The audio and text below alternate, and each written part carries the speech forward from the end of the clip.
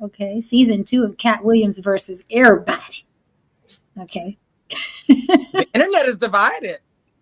It is though. It is. I had to check some people earlier today. Me too. Some people are so delusional. We jumping right in. Like I said, we're Hmm. gonna start the show. We're gonna jump right into the shows. Okay, let's talk about it. Katt Williams versus everybody.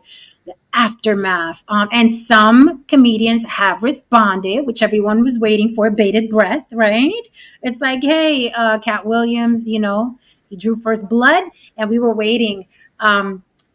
For the response. The funny thing is that a lot of things happen behind the scenes with these guys that we're not privy to. Okay. So it makes me laugh when people are like, oh, why did he bring up Earthquake not being able to read? He said Earthquake was funny before. Here's the thing, things are nuanced, right? But when I don't know, when you're small minded, you think because somebody calls somebody out that they deny their talent, right? Like Earthquake may be a good comedian. He may also be illiterate, and he may also not be, I'm sorry, Katt Williams' favorite person. Like things are nuanced. So it just makes me laugh how people they speak online with such conviction, like they know these guys. Like Earthquake ain't never did nothing to him. How the fuck do you know what Earthquake has ever done to anybody? And this is why, again, I say this is why Hollywood, whatever you want to call it, the powers that be, the gatekeepers, this is why they get away with shit for years and years, decades on decades, because fandom, because of fanaticism, because you look at somebody on TV and think they can't possibly be a criminal, they can't possibly be a sexual deviant. He made me laugh. He was Dr. Huxtable. There's no way Dr. Huxtable drugged a woman. He was Dr. Huxtable. And it's really sad and damn near retarded for you Hmm. not to know somebody personally, for you have never to met them, broke bread with them, shared children with them, shared life with them, and assume that they're this great human being because they made you chuckle for a couple seasons. I'm gonna pass the mic there as I gather some of the responses of these comedians. What do you guys think now? The aftermath: Katt Williams versus everybody. The dust has settled somewhat. What do you guys think now, Lily? Well, I had someone on Facebook, right, do a dissertation as if he knows these people, number one, and as if he knows how the industry works. And I noticed something for people, especially like people who aren't in the industry, they definitely, some of them really would go over their head some of the stuff that he was saying. Because some of the stuff that he was saying were like for artists, like not someone who's just in the industry. I'm talking about a real true artist that are the type that are appreciated by other real artists. Like, so it was a lot of nuance in there, right? But the one thing that got me, and this is me and this guy kind of had an exchange, but he had to give up, okay, because he wasn't gonna win this one. He did the whole Katt's coming off bitter because he didn't get the opportunities as Kevin Hart. And I said, see, when you open your mouth like this tells you don't know shit about the industry. So let me go ahead and break it down for you people, because I'm pretty sure some of you all are probably thinking the same way. People in any industry, I don't care if it's no saints industry, I don't care if it's tech, I don't care if you're going to be a doctor or a police officer or whatever. There's a perception of that job prior to you getting in it. But then you go in it and you're like, oh, I want to be a nurse because I'm going to save these people, and I'm going to be a cop because I'm going back to my old neighborhood and clean it up. And then you get in there and you realize, you come in, you're like, hey guys, I'm ready to clean up and save the lives and stuff. And then, oh girl, that's not what we do here. Sit down. Just how the shit really go. Okay. So that's every industry, including this one. But this industry happens to be in your face all the time. So you just feel like you know these motherfuckers. You just feel like you know what's going on, right? But the thing is this. There's jobs that look good, that look aesthetically pleasing for you all, but don't pay shit. And then there's gigs that we take that you all never see, that get paid way more. There are a lot of YouTubers at this point making way more than actors, okay? Like the ones you know. So people will look at one and think because one looks more prestigious. It's just like looking at somebody in a suit versus looking at somebody in a construction uniform, right? And assuming that this person is making more money. That's what they do in the industry because this job is shinier. They think that, oh, Kevin Hart is doing better than Katt. No, Katt has been able to make money, keep his integrity, keep his peace, keep his ass. So He did say his asshole is intact. He did say that. That personally, as a man, I feel that's the most important point here. He was able to keep his cheeks sealed. Yeah. Not if he dated me, because you know I'd crack him. Exactly. Jim would have got him. Jim would have got him. You got old Attica. Got Attica over here. Old Attica over here. That's your new name, Attica. That's your right. Motherfucking what is it? What's the other one? Sing Sing. That's Sing Sing. The Sing Sing. Ooh, yeah, now it's a party. Really quickly, let me grab some by the way, if you want to support this show, by all means, cash at me. Thank you, lady, who cash apped to me. You know who you are. Thank you to everyone who cash apps me behind the behind the scenes, right? Again, I don't shout your names out unless you want me to call you out as a sponsor of the blog. But thank you for the watch your mics. What the fuck is that? Okay, so thank you very much for the cash apps, and also if you want to super chat me, feel free. I just want to grab really quickly so we can get this out the way. Moist. I'm gonna call you Moist. Moist Picard says the Cosby Show will forever be the greatest sitcom, and Bill Cosby is a legend. I disagree with the greatest sitcom. Yeah, he's a comedy legend. He's also a sexual deviant. And this is what I meant earlier when I said nuance, right? Nuance. Lots of things can be true about one person. You can like a comedian. He could also be a sexual deviant. How do you know? Because you don't know him, right? Also, I see a couple people saying Katt Williams was bitter. I challenge that. Was George Carlin bitter? Is Ricky Gervais bitter when he called out all the actors at the Academy Awards? Was Paul Mooney bitter? The problem with a lot of you guys is that you're not used to the truth. That doesn't tickle your ears. You don't like when other people are called out, and you don't like when people you feel are powerful and prestigious get called out because it fucks up your mirage of, of the rich and the powerful. He's like, no, these people have to be amazing, right? They have to be amazing. So when other people that know them personally call them out, you don't know what to do with that information. It fucks up your order. What were you going to say? Come on. You know what, Jen? I hear what you're saying, but you know what? Fuck all that. What happens when you get fucked over? What happens when when regular people get fucked over and they blame their race and they said, oh, it's because I'm from this, it's because I'm from that. All of a sudden you can understand being fucked over. All of a sudden you can understand unfairness when it affects you. Okay, unfairness isn't just for quote unquote regular people, okay, or the feeling of that. You know what I mean? Everyone's allowed to speak up for themselves. Everyone's allowed to respond if they feel as if they're being shorthanded. It's not just for regular folk. Okay. A lot of times, that I see, when people who are in the entertainment business or when people are, in sports entertainment or whatever, it's as if they're not allowed to speak up for themselves. There's this idea that, you should just shut up and dribble, or you just shut up and do your job, you just shut up and be an actor. And I'm like, no, if I have a gripe, I'm allowed to have a gripe. And my only thing is, I'll land a plane right here. My only thing is that it took y'all motherfuckers a long time to realize that Haddish and Kevin Hart weren't that motherfucking funny. After Kevin had made like hundreds of millions of fucking dollars, all of a sudden y'all woke up one morning like, you know what, he really ain't that funny. Oh, okay, well, after he's rich, you've realized that. Good for you. We've been trying to tell y'all that. Hold on a second. The Ville Studio says regular people think celebs should be happy they are rich because regular people secretly envy them. Josh W says, I'm not saying we all don't get bitter about something. I'm just pointing out they bitter. You don't know them personally. You don't know if they're bitter. It's kind of I'm sorry, it's a little ridiculous, right? It's just like everybody in the chat right now, everybody on the panel, everybody lurking. Hi, hit that like, lurkers. Everybody lurking has had somebody that they've not even done them wrong. Take that off the table, okay? Someone they don't fucking vibe with, someone that they don't like, and then they get with their friends and they're like, what do you think about that new employee? He's a bitch. That's what I think, right? Does that mean that person's bitter, or are they just pointing out that one's a bitch, that one's full of shit? But again, when celebrities do it, oh no, they're bitter. Katt Williams is on top of the fucking world.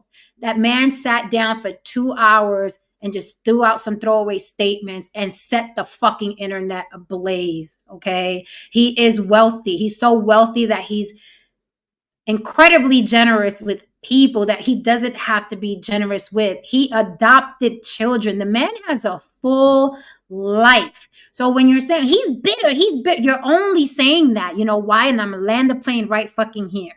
The person that speaks up on other people, if you revere the person they're talking about more than the person speaking up, you automatically make the person that you care for less bitter. And that is because y'all are dick riders. That is because you celebrity worship. So let's say if Jay-Z has a beef with Papoose, and Papoose says, yeah, well, I'm just rock with me. If Papoose says something about Jay-Z, the first thing you're going to say is, he's bitter. Papoose is bitter. Like, there's no fucking possible way Jay-Z could be a dickhead. There's no way. Because why? Because Jay-Z has more money and you ride his dick harder than you ride Papoose's dick. And that is how most of you think, right? And it's funny how women are usually pigeonholed to being groupies, but y'all are way bigger groupies. So you're going to choose Steve Harvey. You're going to choose Kevin Hart. You're going to choose Ricky Smiley over a Katt Williams because you feel like those guys are richer and they're shinier and you want to be adjacent to success.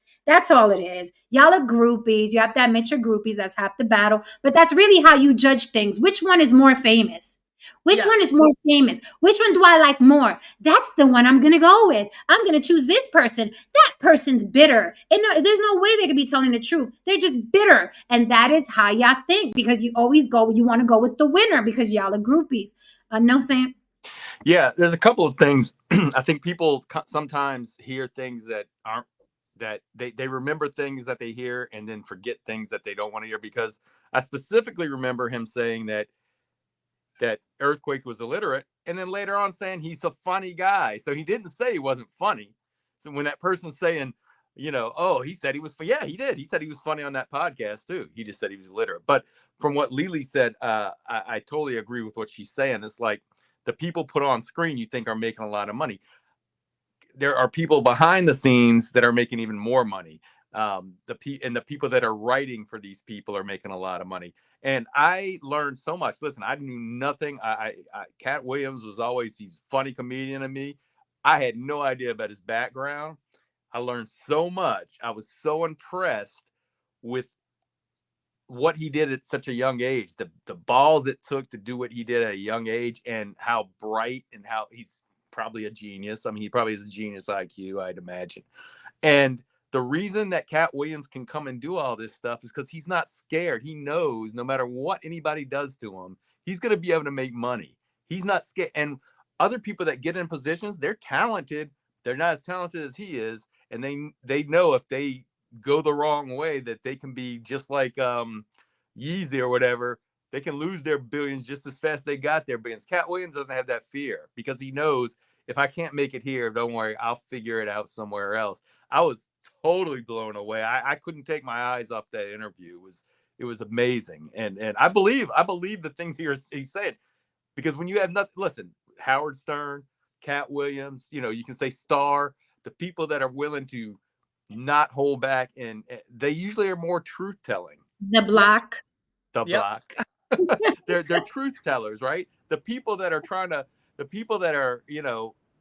riding the wave normally aren't telling, they're gonna lie to keep whatever they have. They're not, they're gonna toe the line. So yeah, I found it a very interesting interview. To answer your question, how our little moist Picard here is saying, how are we bigger groupies than you females? Because it is nature that a woman wants to be with a man of means. We are innately hypergamous. So when a woman sees a man that's successful and rich and wealthy, automatically, innately, we gravitate towards that. But why do you gravitate towards a man of means, right? That's why I say y'all are bigger groupies than women are, because women innately, we're supposed to be attracted to a man of means. But when a man does it, it just looks really bad, to the point where you can't even fucking fathom or discern. You have no discernment when you see a wealthy man. And that to me is mind-boggling. You have no discernment. If a motherfucker is rich and shiny, he has to be the right one. And the one who has less money, or you deem has less money, has to be the wrong one.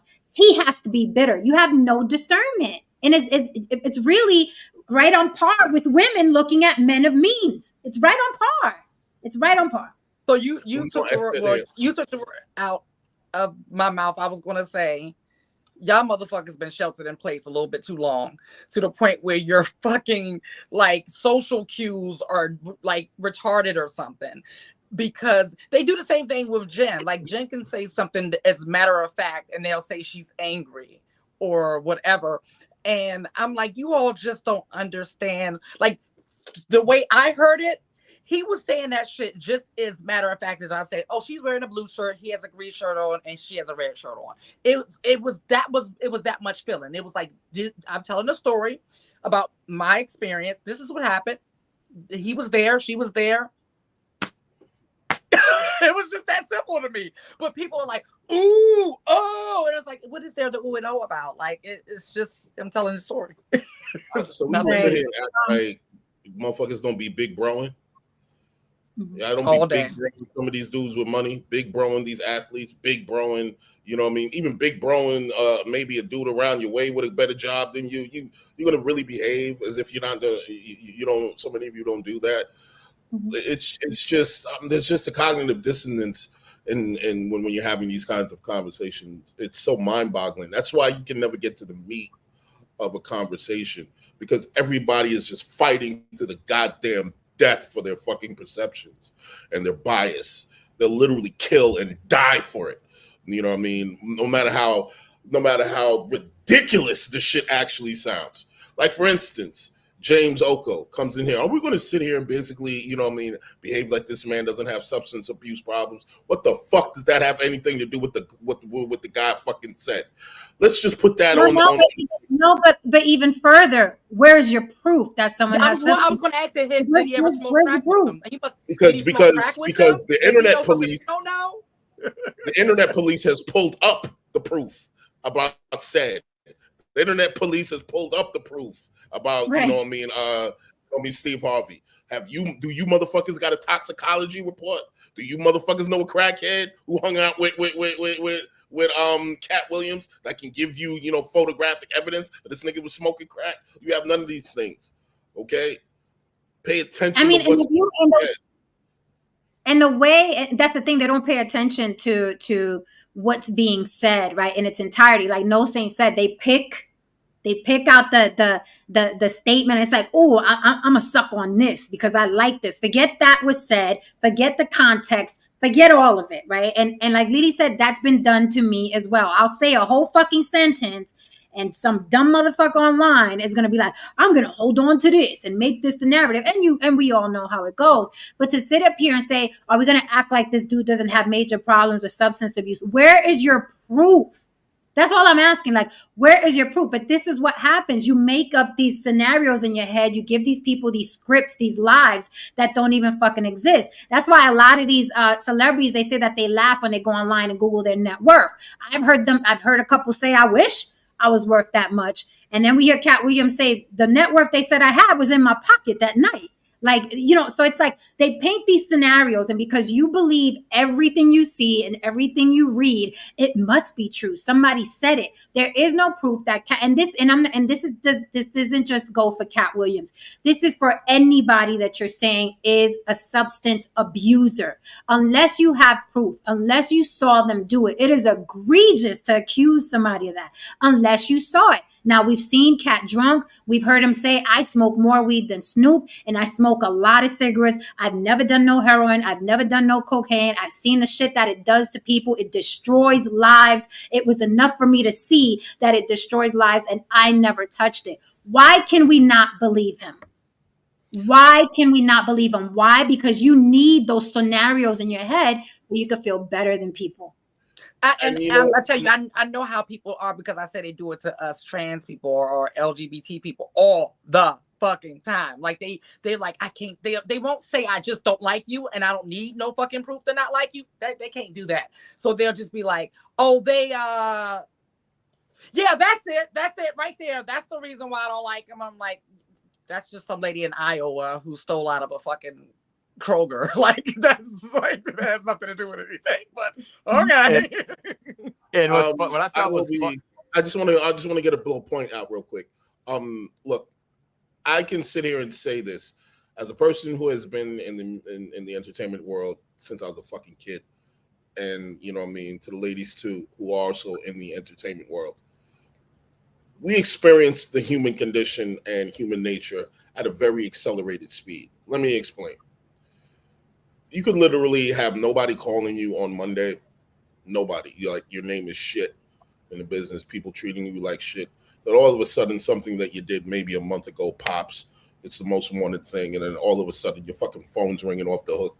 Your mom is calling you. Your dad's calling you. Every fucking person is calling you. You're being showered with love. Okay. And then when you experience all these things and you see all these things at such an accelerated speed, you start understanding human nature and you start understanding just how full of shit people are. See, you guys, you experience human nature at a very slow speed. You experience it in real time most of the time. You don't really know how fucked up people are until something really fucking bad happens in your life. Until you're like really up. You know what I mean? AKA the lottery. You know what I mean? You guys, now imagine being in a world where the lottery is like, basically it can happen every day for you, depending on the situation. You had your mentality and your perception of people will be absolutely skewed to a point. Or one can say you could actually have more of an understanding of human nature when you see so many extremes go back and forth, in such a small degree of time. So for you guys, this shit is different. Yeah, I was thinking the same thing. I often wonder, like, why is it that me and certain other people can see things extremely clear, and for other people's it's scrambled? And then I realize it's based off of experience, right?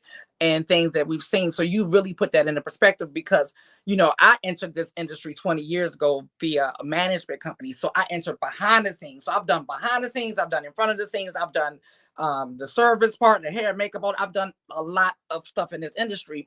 And one of the biggest lessons that I learned, it was what Haran just said. It wasn't just an industry lesson, it was a life lesson, right? We managed 10 artists, right? And whenever they will put a project out and it hit, they were the best thing since sliced bread. Everyone knew their name.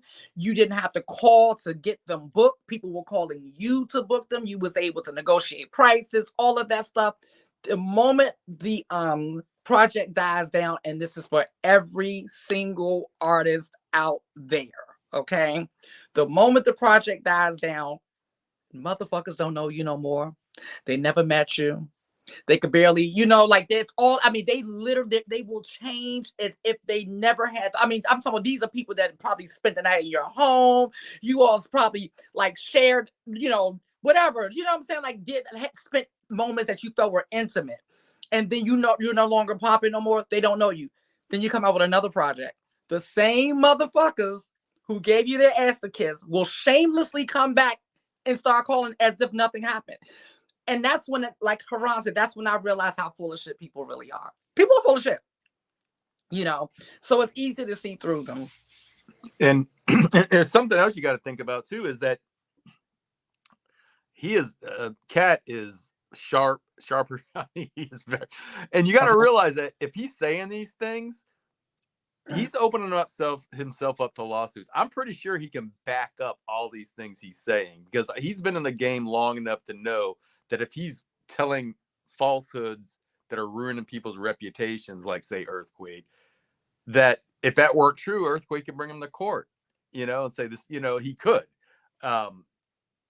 and then you could say, well, go ahead and can you read these 2 lines? I mean, you know what I'm saying? I don't think he's lying. I think he said way too many things about, I think, and as far as what you're saying, as far as what goes on, I'm not in the industry, but it just seems to me that that the people that, and I said it last time, the people that know that they're talented and know they have the talent are able to keep their integrity. Like when he's talking about, I'm not going to do that. Why did he say, I'm not going to do that script if you have this in it? Because he knows that he's going to get another script someplace else, where other people may say, this is my break. If I don't do this, I may never get another chance. Well, he doesn't have that. He doesn't have it. He knows he's going to make it. He knows he's talented. If he doesn't make it on screen, he'll make it writing. If he doesn't make it that, he can go tour around and make people laugh, because he's top 1% in his industry, I think. After what I've seen, I think so. And another thing too, a lot of these people's responses let me know who they would be if they was in the industry. They let me know that they'd be the one to give up the ass to get a role. Because I said it yesterday, the people who get targeted to give up the ass and the cooch is the ones who thirst for the money and fame, who think that the money and the fame is the end all be all. They can smell you, right? These motherfuckers will give up their ass. Trust me on that. Let me I'm gonna share the screen real quick because I want to show you guys something. I want to show you how the population works when it comes to celebrities, when it comes to narratives they want to paint, when it comes to points that they're trying to prove because they want to seem important, like they know more than anybody else, so they know these celebrities. I'm gonna share the screen. I'm gonna show you something, and I'm gonna pull up somebody's comment because I like proving how dense people are and how they run with narratives, and they just say things out loud and hope that it sticks and it's the truth, and they try to sound informed, right? James. What happened? I'm like, go James. James real sassy and spicy. He's real sassy in this motherfucking comments right now. Like, I'm like, he has no failures, James. He has no failures. Don't equate his situation to black people. You niggas don't do shit and complain. Katt is out here making millions and just blowing the whistle. 2 different things, my nigga. 2 different things. He said, you niggas don't do shit and complain. Right. So listen, I want you to listen to what Whitney says here. Okay, I'm just gonna play literally a couple seconds. I'm glad you pulled it up. I was thinking about that. Thank you. Okay, this is Diane Sawyer asking Whitney if she does drugs. Okay, now remember, James Oko is he wants to die on the hill that Katt Williams is a drug addict, right? James Oko in the audience here wants to die on that hill. Katt Williams is a substance abuser. He doesn't fucking know Katt Williams, doesn't probably know any fucking celebrities, probably couldn't even get in the same room. But I want to show you, because Exhibit A always shows up. I want to show you. This is a statement. Whitney claimed to never use drugs all the way up until her overdose. Now, here's what happens, right, with the public. It's past the potato. It's cattle. Human beings are cattle. They're a virus, right? They're fucking cattle, and they follow each other. Is that what she did? Is that what she did? So this guy will make this statement, and millions of people that are even dumber than him will run with that. I saw on YouTube that Whitney never admitted to using drugs. I saw that on YouTube. Where you saw it? Some guy in a suit said it. And then that person tells somebody else, and then that person tells somebody else, and then that person tells somebody else. And then they run with a narrative that Whitney never admitted to using drugs. So when someone can be this loud and this wrong, you must understand this is why you don't listen to people and do your own fucking research, because these motherfuckers like being loud and wrong. Not just loud, but loud and wrong. So here, let's play the video of Whitney, okay, denying that she's ever used any type of drugs up until her overdose, according to the desk of James Oko. Okay, and there are a lot of James Okos out there. There's a lot of them. Okay, so let's play this video. And I'm going to leave James Oko comment up there. As you can see, Whitney claimed to never use drugs all the way up until her overdose. I'm going to leave it right in front of what Whitney's about to say. Y'all ready? Is it alcohol? Is it marijuana? Is it cocaine? Is it pills? It has been.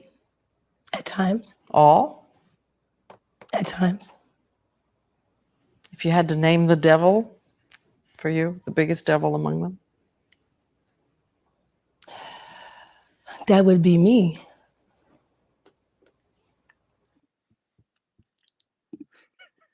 Okay, so moving on. This is why you can't listen to people barking from the sidelines. Was that the same? Was that the same interview? Yes, crack is black. Yes, crack is black. What's he saying? That is class.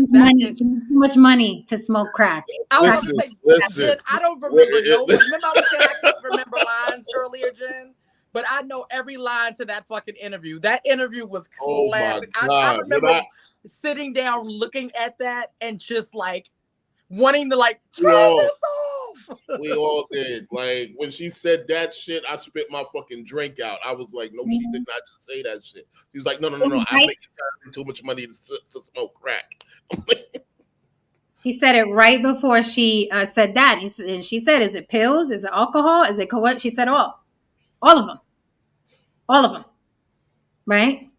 But I'm telling you, I mean, this is why you can't listen to people. They assume they know celebrities because they see them on TV. This is why you can't. It's background noise. You got to keep it pushing. So I want groupies these days for each other and celebrities, actually. Mm-hmm. This is another great point. W.W. Gaddy, 1978 says, I think they accuse people of being on drugs is because it would take that much alcohol for them to say how they really feel. This is another thing, is what I said earlier when we started the stream. Y'all are not used to hearing people shoot from the hip. Y'all are not used to it. So when someone is saying with their chest, that dude's an asshole, that dude's a thief, that dude is X, Y, and Z. That dude can't read. That motherfucker lied about a script. You're not used to it. You're not, because you're like, oh my God, I couldn't do that. So it's foreign to you. Not just that, Jen. I think people like, and I think you're a good example of this as well. Writers, people who are have arts, and people like comedians like Katt Williams, is they're a recorder. They're constantly monitoring what people are saying because they're constantly trying to get material as well. And they have and the good ones have a real good memory and they capture everything. Most people don't. I'm telling you, you could tell me something 5 minutes ago, and if I repeat it back, I'm probably gonna miss a word. If I don't say it when I'm thinking it, something that happened, and most people are like that, but artists are and comedians are different. And some people do have that kind of a detailed memory to be able to tell you everything back verbatim. But that's why these people, some of the people in the chat or some of the people that are criticizing don't understand that. They just don't. They don't understand. And hence the reason why they say, well, he said so-and-so was funny, but they couldn't remember that he said, or illiterate, but they couldn't remember to say he was funny because people don't. They hear things and then they forget things, Like Eddie Murphy has that kind of memory. As a matter of fact, he said that the first time, Dave said the first time when he brought the Charlie Murphy and Rick James skit over to him, he said Eddie was dying, but he said the couch wasn't white. he said the couch wasn't white. And I was like, damn, you know me, you know how you have to have that kind of memory in order to actually know this shit. Google Katt Williams arrested for drug possession. So, okay, I'll Google it. So, is that before weed was legal? So, yeah, he did speak about that too. Did you catch what he did, Jen? Like he did what we do for Sisterhood Sips, right? And I'm because I caught how he did that shit. Mm-hmm. He gave something for both audiences. He gave something for the idiots. The people who are like, oh, I like beef. Did you hear what he said about such and such? He gave them that, right? But he gave us intellectuals even more, which went over their head. All they can focus on is, did you hear what he said about, and he knew. He's brilliant. He knew that the clips were for the dummies because the dummies are going to be the ones who spread it. You know what I'm saying? Because if you can't release intellectual clips in these days, it's just not going to work. People have been successfully dumbed down by these machines. So he knew exactly how to do that. That's why they're at 9 million views overnight. Okay, I'm gonna just read this TMZ article since James wanted us to look this up. Is that the article what Katt Williams said himself on that interview? He's been arrested several times for marijuana, his own stash, that he has a medical prescription. And I'm gonna read this shit. Okay, go ahead. Go ahead. Katt Williams is once again locked up after cops found weed and firearms while serving a search warrant at his house.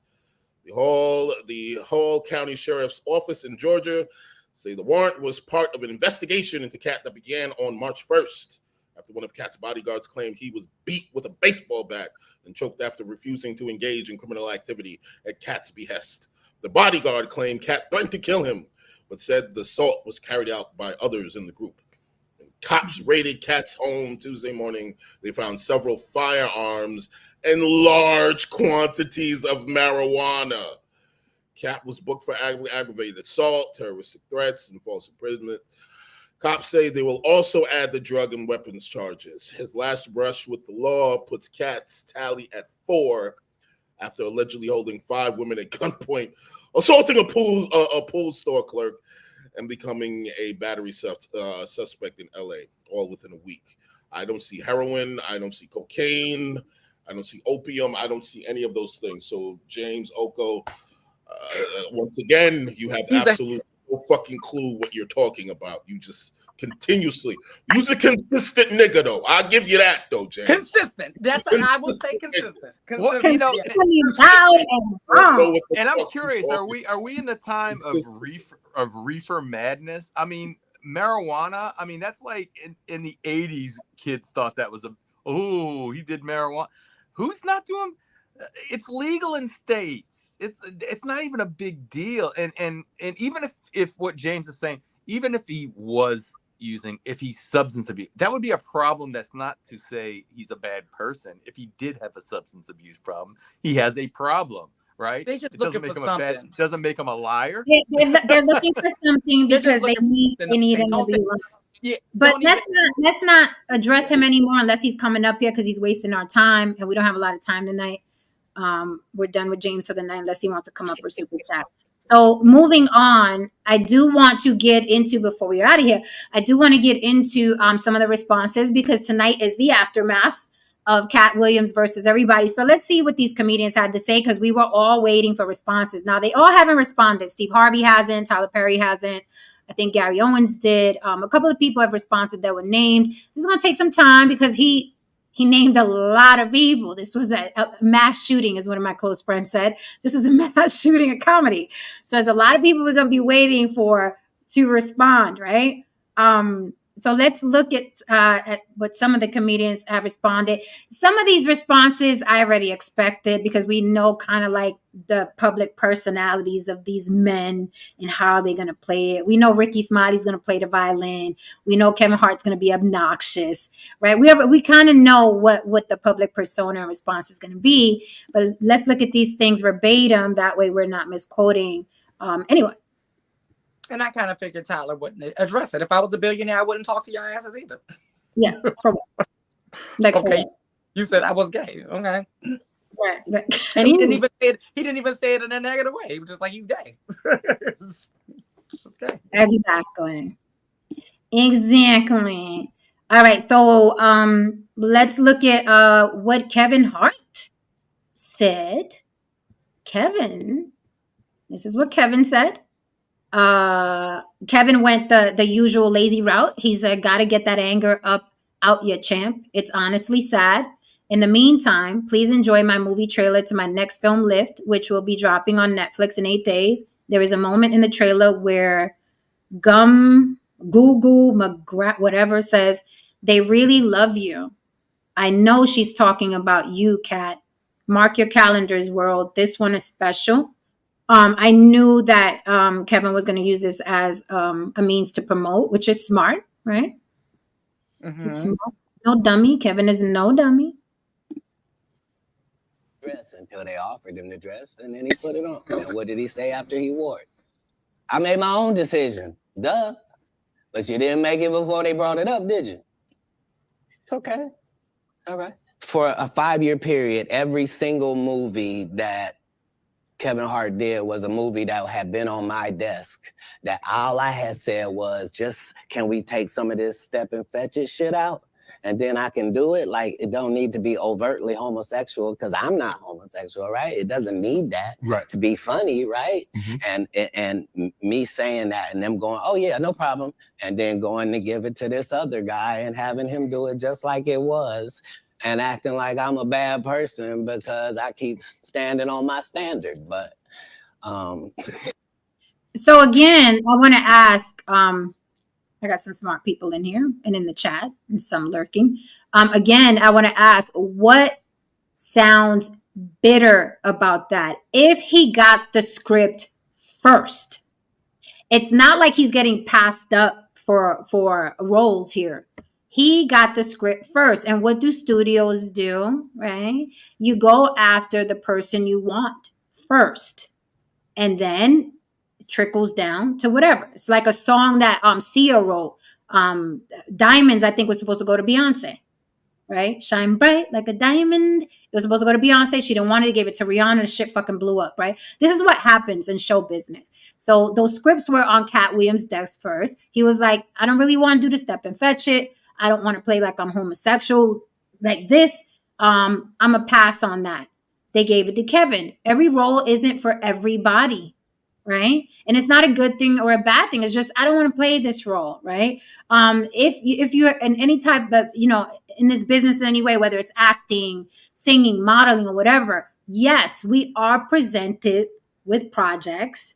Lily, I told you my story. You are presented with projects, and it's like, this line right here. Is there any way we can switch it a little bit? I'll still give you what you want. I'll still give you the character, but can we switch it a little bit? Now, some studios, some writers are like, you know what? Absolutely. Yes. Change that. However, there are others that are like, no, we need this character in a dress and we need him to be gay we need that message. We need that reason, or this character must be gay in order for the funny to happen. Right. Some give you a break. Some don't. They gave it to Kevin. Kevin was like, I'll do it. They gave it to Martin Lawrence. He was, I'll do it, right? It doesn't make it good or bad, and it doesn't make Katt Williams bitter. It just makes him someone who passed on a project and is now telling you, right? He passed on a project. The movie Titanic, you can Google how many actors declined the role of Jack. Or every role. Like, there's a lot of roles that are like that. Now, Titanic blew up, $1 billion movie. And there are actors that was like, fuck, that shit was on my desk. And I said no. So what's the difference between those actors saying I could have been that dude in the Titanic and Katt Williams saying I could have been that dude Kevin played? So don't get it twisted. And I think Katt is doing something that Babyface did, right? When Babyface got into that beef with Anita Baker tried to make him sound like the Help. Okay? Like, who is he? Blah, blah. So then Babyface said, okay, I'm off your tour. I'm going to go back and do a solo tour. And I went to see that concert on the screen. This is what Babyface did. And I was like, well played. On the screen, every time before Babyface came out to perform, they started throwing up on a big jumbotron his accolades, his awards, the top Billboard list, how many records sold, while he's singing in the background. So this is just another version of, motherfucker, don't forget who I am, just because I don't talk about it. And I think that's what Katt Williams was doing, essentially, with this interview. Don't forget who I am. All that shit y'all see them running around doing was on my desk. Don't get it twisted. I pick and choose how I want to live. And it's his right. And it's his right. So I think he's the opposite of bitter. I think he's very centered. I think he's very centered. Very. Now, you're going to bring up, one time he did that. What this fucking industry is frustrating. I could punch somebody in the face and do a movie the next day, and you can be like, oh, look, she's out of her mind. No, that motherfucker got on my nerves, and I'm still a human being at the end of the day. Look, and I feel disrespected. Well, overall, I believe I was telling you, Jay, in order for these people to really understand and respect what you do, you have to constantly keep your foot on their fucking necks and basically stand and say, I'm that nigga. That's the only way they really understand and respect you. Because look how all these people are behaving. You're behaving this way because their celebrity is bigger than Katt Williams. But don't get it twisted. Their artistry isn't. There's a difference between artistry and celebrity. A lot of you motherfuckers love celebrities, but you don't really love artistry. And that's what Doja Cat, really quickly, that's what Doja Cat said to her fans. She was like, I don't give a fuck about none of y'all following me because you don't give a fuck about the music. Doja Cat said the same thing. Absolutely.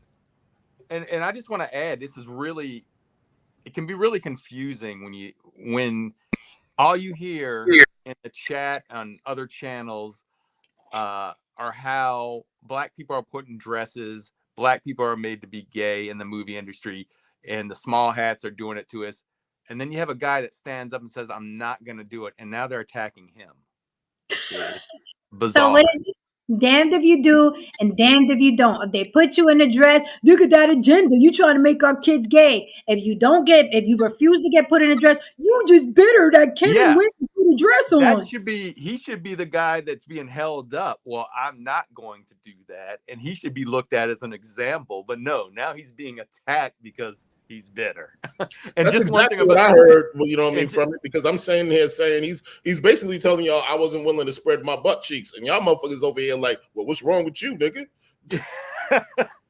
Yeah, and as far as what he said, Jen, you talked about earlier about his net worth and how he has that's pocket change.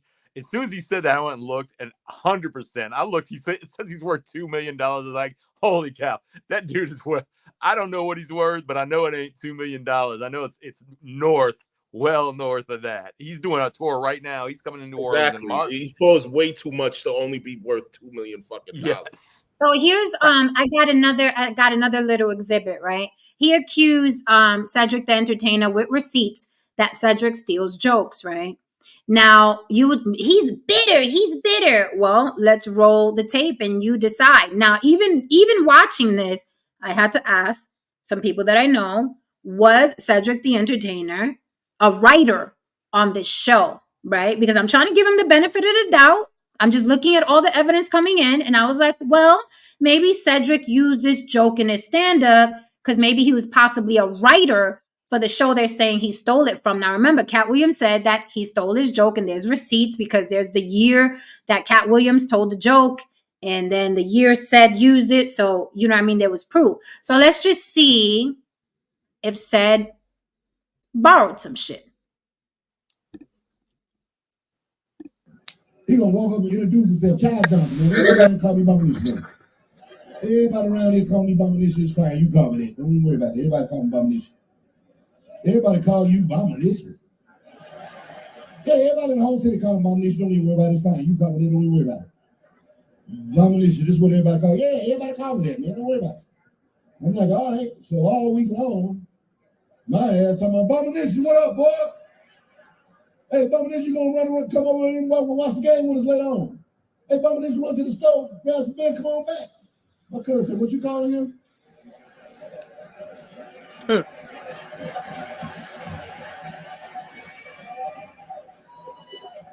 Bombinish?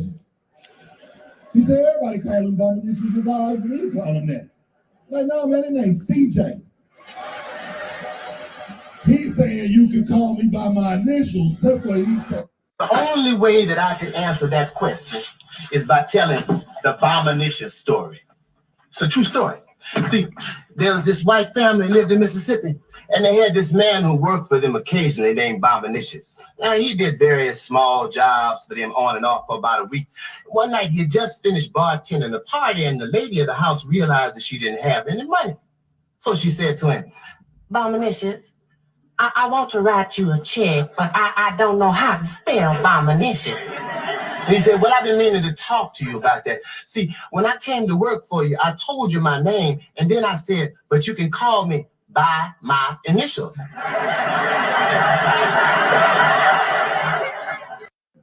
He gonna walk up and introduce himself, Chad Johnson, man. Everybody around here call me Bombinish, no.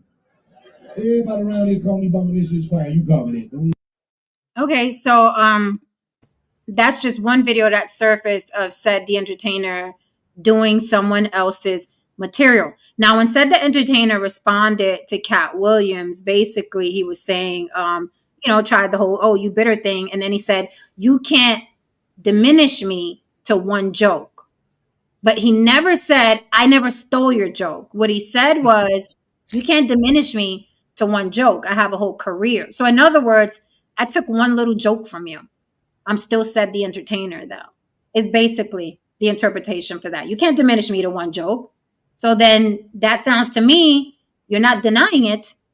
So what you're saying is, yeah, I may have stolen a joke, but that you can't equate my entire career to one fucking joke, right? So, I have let's see what Ricky Smiley said. I'm listening to this in real time with you guys because I don't know what he said yet. But I know he was saying something about his kids felt bad about what and I'm telling you, kid trump card. Okay. Yeah. I mean, these guys ain't no dummies. Comedians ain't no dummies now. You ain't never said they were dumb. I love they it. Sneaky. They sneaky. They ain't dumb. The kid trump card. I love it. Yes, ma'am. I don't like the way that made my kids feel. And that's why I'm not gonna, go after him because he has kids and family members and nieces and nephews also, and it hurts our family members and people that do love us when we say hurtful things about each other. So we want to wish Katt Williams the best or whatever. It ain't nothing but love over here just because we don't agree. Arnez J and I had beef for about 20 years, and I end up sitting next to him on a plane. And when I saw him, I couldn't do nothing but grab him and hug him.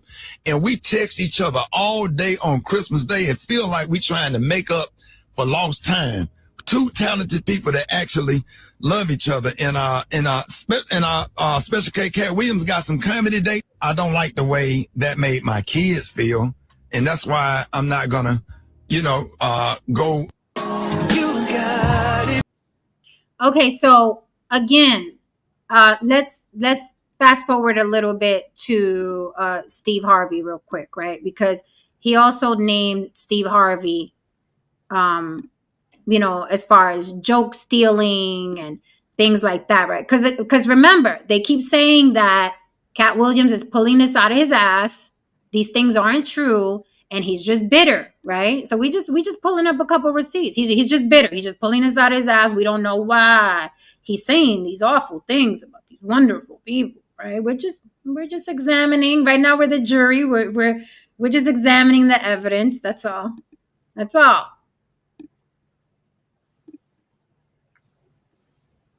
It's lace front. Ain't nothing with me. Steve stole my material on his show, so I had a beef on that. On what show? When he was on the talk show he had, and he did all my Halloween material one Halloween. I'm watching. Somebody called me and said, "Man, homeboy doing your material." So he did my whole Halloween run, and I know he didn't think of it. This is true stuff that really happened to me. Uh-huh. And so my thing is, you don't have to do that, homeboy. Right. So you made enough money. Wow. You made enough money. You did enough. What? Why are you on my material? Right. What's that about? And then people want to jump up. Oh, he didn't know. He didn't steal your. So yes, he did. Yeah. And so that there's no need to. No one else has did that. Mm-hmm. So this was on his talk show. Which talk was his TV talk show? His TV talk show. Okay, this was the one he had on NBC just recently. Whatever. Yeah. The one that. So tell me about never said thank you. So what's that? Damn. Who took his show from him? Kelly Clarkson. How can Kelly Clarkson take your show, homie? Hey, brother. So, again, I think at the end of the day, this is about accountability. And you guys know that word. Kevin Samuels made you fall in love with that word. Remember that word, accountability? You guys remember, right? So at the end of the day, that's what this is, right?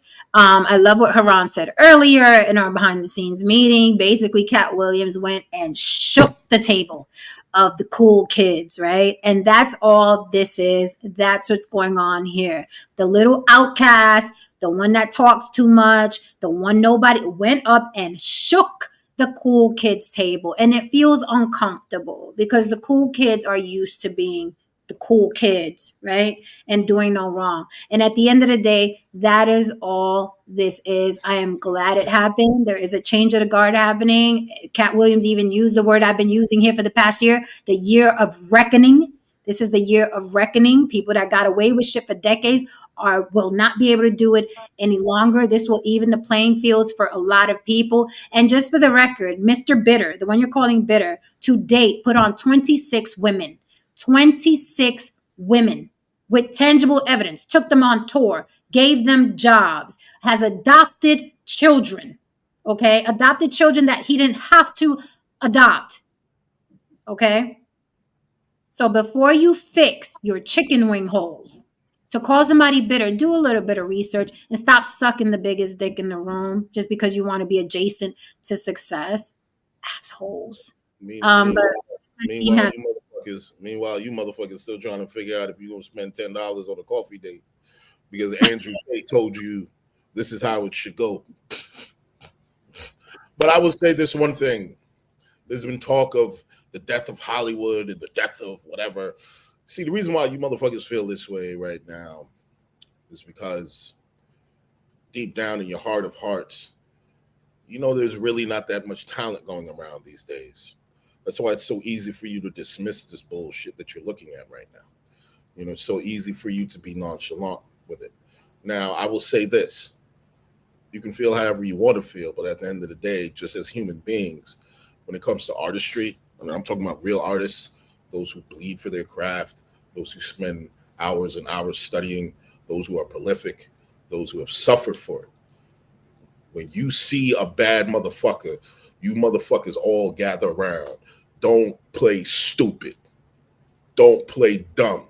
As a matter of fact, I just caught on the internet the first fucking post interview Jonathan Majors is about to have is going to happen on Monday, and I guarantee you that shit's going to set the internet on fucking fire. Because why? Because why? That's what? What? He's going to have a post interview. I just saw it. I'm going to send it to the group. Monday, it's going to go down. And that shit is going to send the internet on fire. Why? Because that's a bad motherfucker. People move fast. The whole situation ain't even like, it's not even an OJ level of a fucking court situation. It was literally a bullshit misdemeanor. Okay? It was a regular couple's argument. Somebody took somebody's fucking, phone and somebody punched someone in the eye. It's a regular fucking Bronx argument. It's a Wednesday in the Bronx, essentially. So check it out, man. Motherfuckers are going to be circled around with bated breath because this is a bad motherfucker and he had the world at his feet and he was about to pop. And you want to see what this dude is about to say, man. What do you think, Lily No Saint, on our Katt Williams aftermath? This the response from this was very predictable. People are predictable. It's just another example of human behavior and where we're at, the idiocracy that we're at. People's brain cells have thoroughly been fried at this point. Put the phones down, you all. Go outside, look at the sun, take a walk, take a deep breath, because y'all are fucking frying. So that's my advice. I think that Katt Williams gave us a lot of good tea. A lot of people want to hear what goes, or they think they know what goes on behind scenes. He came out and told you what's going on in his experience, what goes on behind scenes.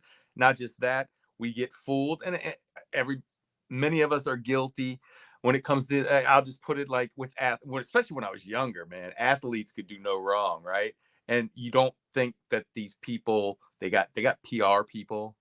Especially back in the day before social media, when you couldn't see everything, they made people look really nice, really clean. And then you find out you hear behind the scenes that these people are really, not nice to the staff, or, I don't, you know what I'm saying? So people think they know these people. And so when Katt Williams comes out and tells you what real and puts a little mud in there and tells you, no, this is how it's going down, people don't want don't tell me the truth, just tell me what I want to hear. And that's how people Also, for all the people who, and this is, this is very small majority of people, but for the people who really want to learn some shit, Katt Williams dropped a lot of jewels. He is brilliant. His very high IQ, very brilliant since he was a child. Here's what you missed, what nobody's spreading, what nobody's using as sound bites, what nobody's using as captions. He praised D.L. Hughley. He praised Bernie Mac. He praised the greats. He praised the women in comedy. He spoke about the women that he takes on tour with him because nobody gives him a shot. He talked about how, people talking about how men and women would be doing these little club shows, and he knew that they left blood on that stage with their best set, and he handed them money via somebody else. Because he said he knows how it feels to put your craft on stage and you going home and you ain't got no fucking money. And he tricked off money to them without even knowing these people. No one's going to use that as a soundbite. No one's going to caption their video like that because you guys like the chaos. You like the chaos. No one's spreading that he was big enough, just hilarious, and DC Young Fly and all them young up and coming comedians, which is something that a lot of you icons don't do. A lot of your icons don't do because they're afraid of somebody taking their golden egg. Okay, they don't even look down. And here we have Katt Williams doing a whole lot of shit, a whole lot of generosity, and he doesn't have to. He doesn't have to. So that's a long list of things that he did on that show with Shannon Sharpe for 2 hours and 46 minutes that none of you give a fuck about because you like to demonize and villainize people who are successful. And Katt Williams is very, very much successful. Salute to that man. I am now a fan. I've always liked his work, but now I'm a fan of the human being. And that's important to me. So with that said, guys, it's going to be short and sweet tonight. Fall back for 2 seconds and hit that like and subscribe on your way out. Don't forget, you can cash at me. And if you're watching, you cash at me. You know who you are. Thank you. Salute to you. You ain't got to give me your money, but you do. And I appreciate it. It helps mama keep the street lights on the block. This costs money. Believe it or not, this costs money. So thank you for that from the bottom of my heart. Thank you. Thank you, chat, for holding me down and throwing shit in there. Sorry, James, you caught a lot of shrapnel, but you're always up here talking shit. So, all right. With that said, wait, let me ban this bitch right quick. Get him the fuck out. Okay. It's put her out of motherfucking misery, bitch. Yeah, we gotta put them out their misery. All right. Thank you, Bob Dole. Thank you very much. Cool as a fan. All right, guys, come back mañana. We haven't heard the end of this. We're still waiting for some responses with some comedians. So we will be in our little watchtowers. Right. We'll bring it to you tomorrow. Thank you so much for holding us down. I appreciate you much. We gotta go. Okay. Bye.